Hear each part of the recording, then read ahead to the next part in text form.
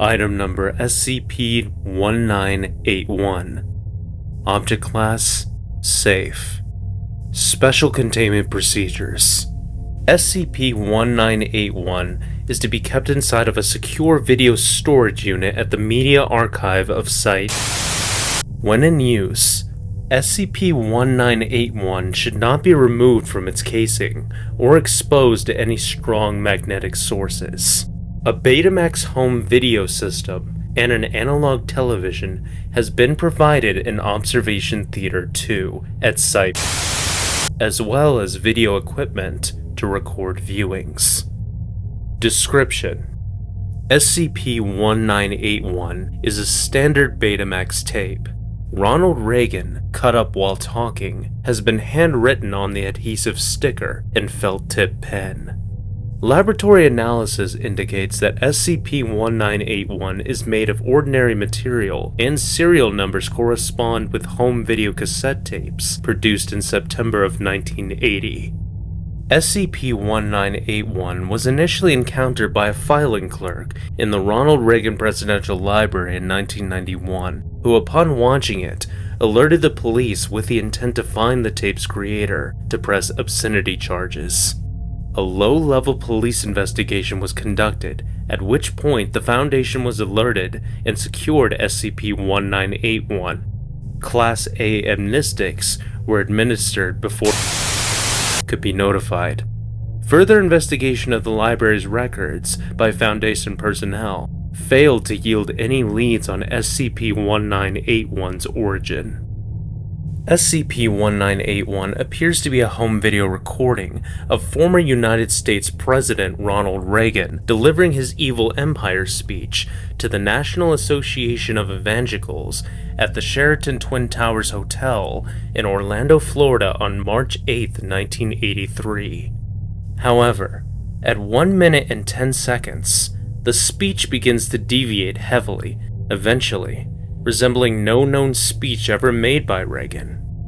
Beginning at approximately 5 minutes, multiple incisions, lacerations, and penetration wounds can be seen slowly inflicted, though no corresponding source of these wounds is visible. Despite suffering bodily harm that would likely incapacitate an ordinary person, Reagan will continue to deliver his speech until either his vocal cords are severed or the tape degrades to static at 22 minutes and 34 seconds. Upon rewinding SCP-1981 and initiating playback, Reagan will deliver an entirely new speech, often radically different from the ones previously observed. Topics have included torture, child molestation, and ritual sacrifice. Trauma inflicted upon Reagan also appears to be divergent, with impalement, genital mutilation, and having all been observed. In roughly 1 in 7 viewings of SCP-1981, a figure, clothed in black robes with a conical hood, will have replaced a random member of Reagan's press detail, henceforth referred to as SCP-1981-1. The significance and appearance of SCP-1981-1 is currently unknown. The speeches delivered by Reagan are mostly incoherent, lacking any sort of underlying thematic structure, and are largely being composed of nonsensical anecdotes and parables.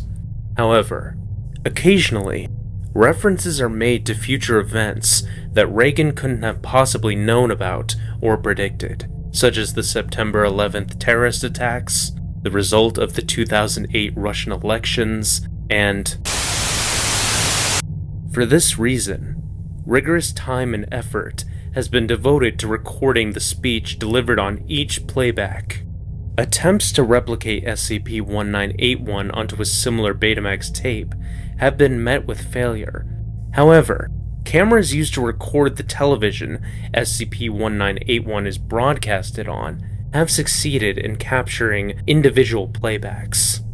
Any observations performed on SCP-1981 must be recorded on the camcorder provided and delivered for subsequent review by Dr. Project Supervisor.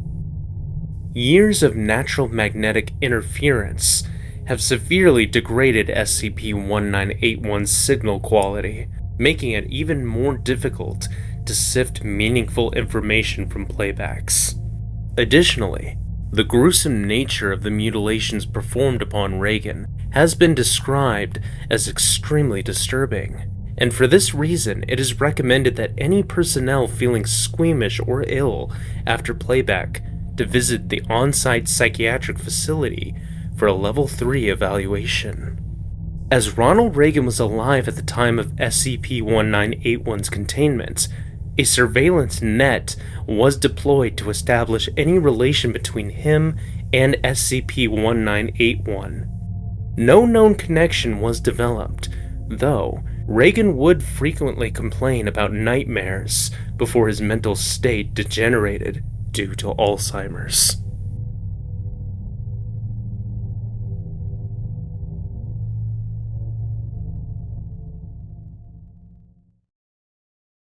A renewal of the traditional values that have been the tendons of this country's strength.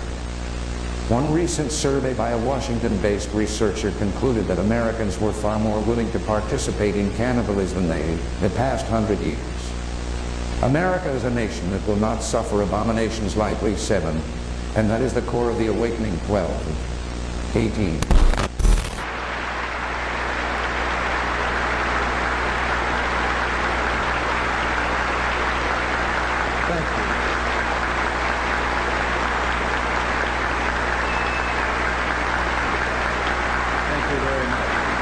For the first time we have risen, and I see we are being consumed.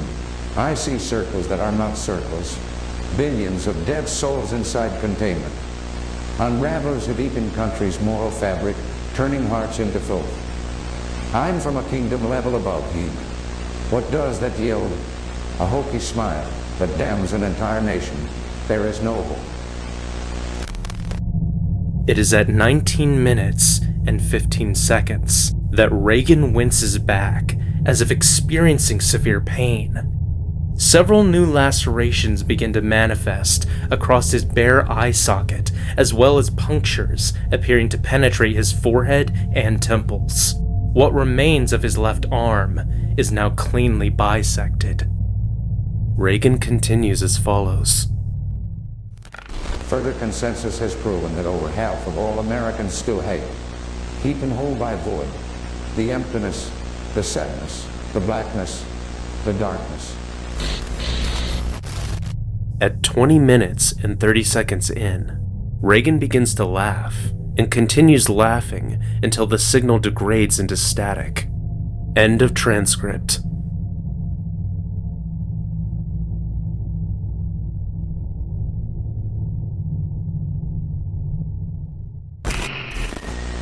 I've been to the steel mills of Alaska and the cornfields of Nebraska.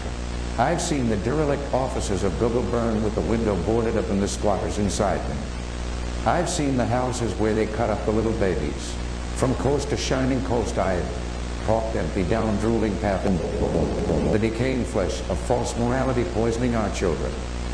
I've stood atop the mountain of this greedy earth, looking upon our beautiful pious pit, filled to bursting with the vast hands of helplessness.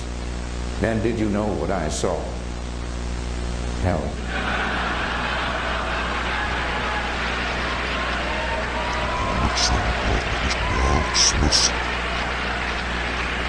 Now there you go again. But truly now, we live in a fortunate time. This is a fortunate time. Time is on our side. A stitch in 9 saves time.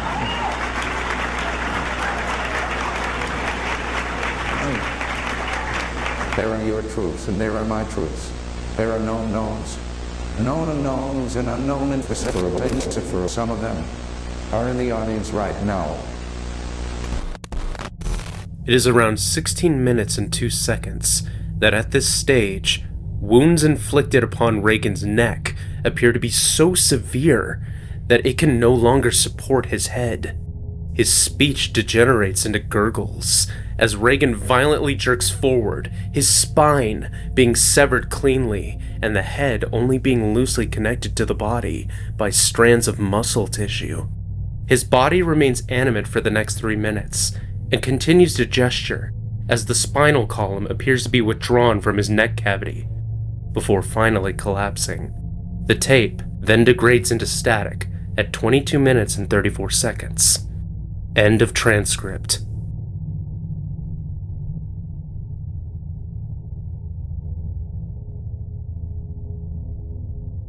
Access denied. The transcript file you are trying to access is currently redacted. O5 level clearance is required to view this file. Warning. Personnel with lower clearance attempting to access this file will be apprehended and their clearance license revoked. Unauthorized personnel attempting to access this file will be detained, interrogated, and in the worst case, terminated.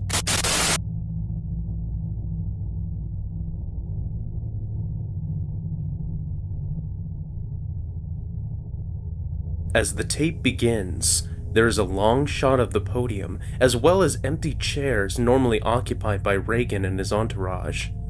Curiously, this is the only recording that lacks both the intertitles and the presence of Ronald Reagan. At 30 seconds, the camera zooms in on the podium. 2 minutes and 55 seconds, the entity, known as SCP-1981-1, enters the shot from the left and stands at the podium. It remains motionless for the remainder of the film.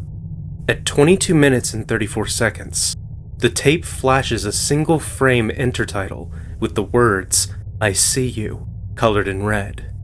It holds for 7 seconds, then immediately cuts to static.